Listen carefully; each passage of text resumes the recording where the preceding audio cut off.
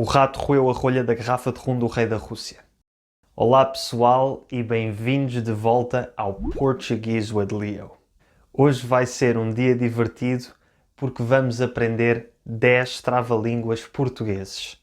O que é um trava-línguas?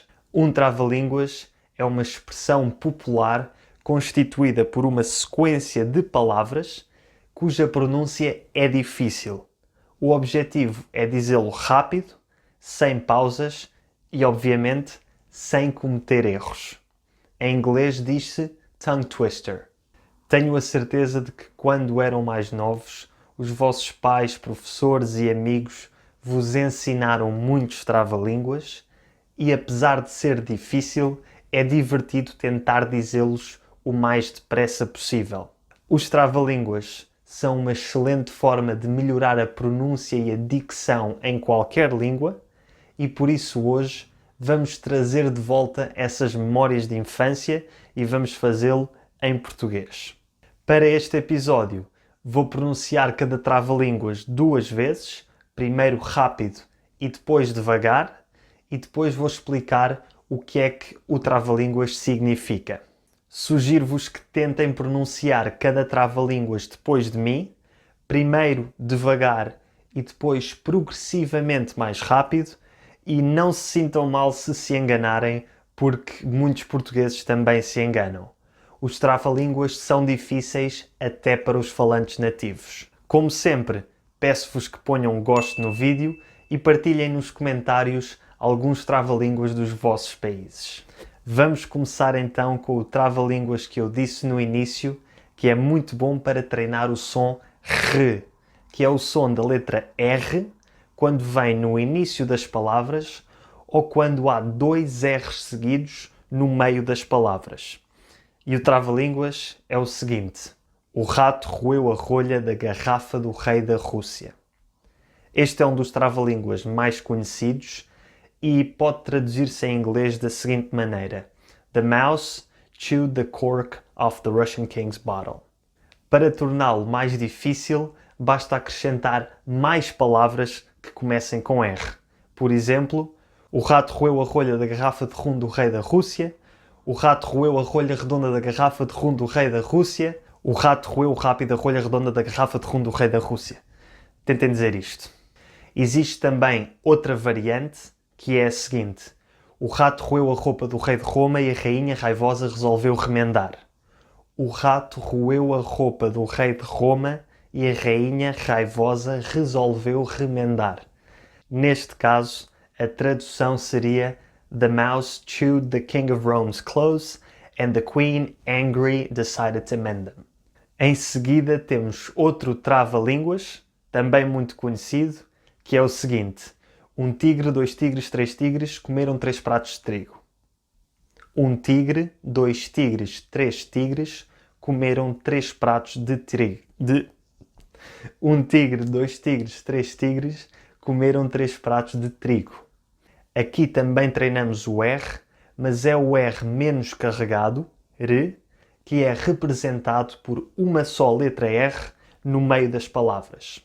Em inglês, isto seria 1 tiger, 2 tigers, 3 tigers ate 3 plates of wheat. Outra variante seria 3 tristes tigres comeram 3 pratos de trigo, ou 3 tristes tigres tragaram 3 pratos de trigo.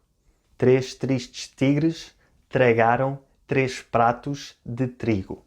O terceiro trava-línguas mistura estes 2 R's, o R mais carregado e o R mais suave, e é o seguinte: a aranha arranha a jarra arranha a aranha, nem a aranha arranha a jarra, nem a jarra arranha a aranha.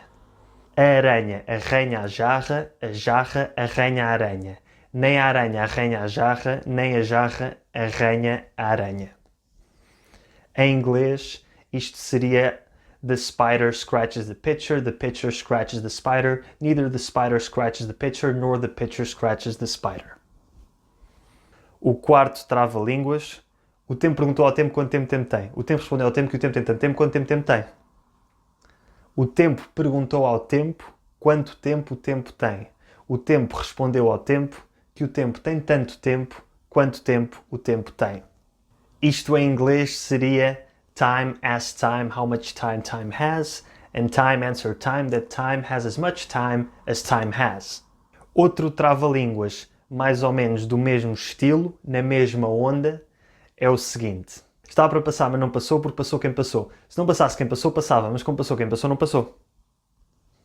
Estava para passar, mas não passou porque passou quem passou. Se não passasse quem passou, passava.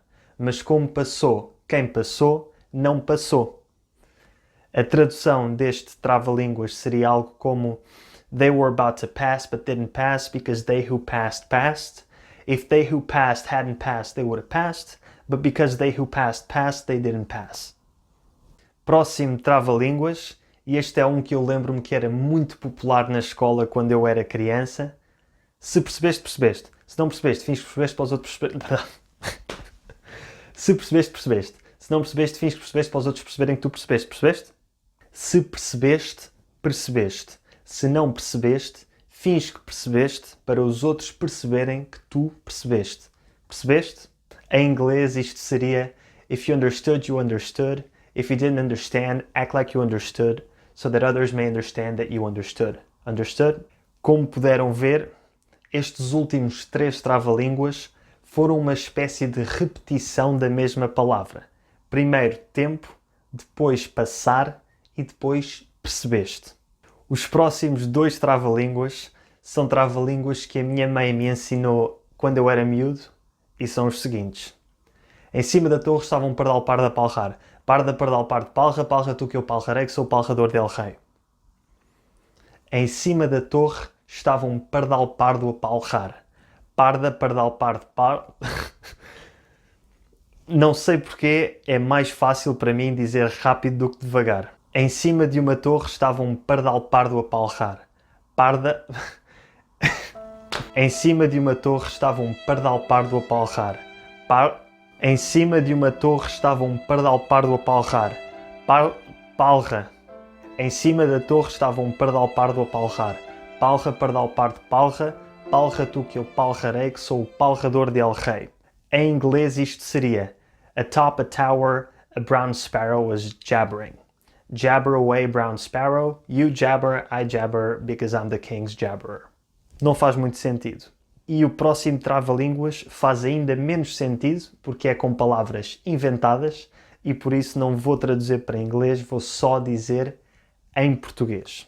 Havia uma mafagafa que tinha 2 mafagafinhos, morreu uma mafagafa, ficaram os mafagafinhos a mafagafar sozinhos. Havia uma mafagafa que tinha 2 mafagafinhos, morreu a mafagafa, ficaram os mafagafinhos a mafagafar sozinhos. O penúltimo trava-línguas é curto, mas é mais difícil do que parece, porque serve para treinar alguns sons muito típicos da língua portuguesa e que não são muito fáceis quando se está a aprender, que são o som se, x, j e z. E o trava-línguas é o seguinte: casa suja, chão sujo. Significa dirty house, dirty floor. Casa suja, chão sujo. Casa suja, chão sujo. Casa suja, chão sujo. É curtinho, mas tentem dizê-lo rápido e vão ver que não é fácil. Finalmente, o último trava-línguas é um trava-línguas divertido, porque se nos enganarmos, acabamos a dizer um palavrão. Ou seja, uma palavra feia, uma asneira, uma swear word. E é o seguinte: fui ao mar colher cordões, vim do mar cordões colhi. Fui ao mar colher cordões, vim do mar cordões colhi.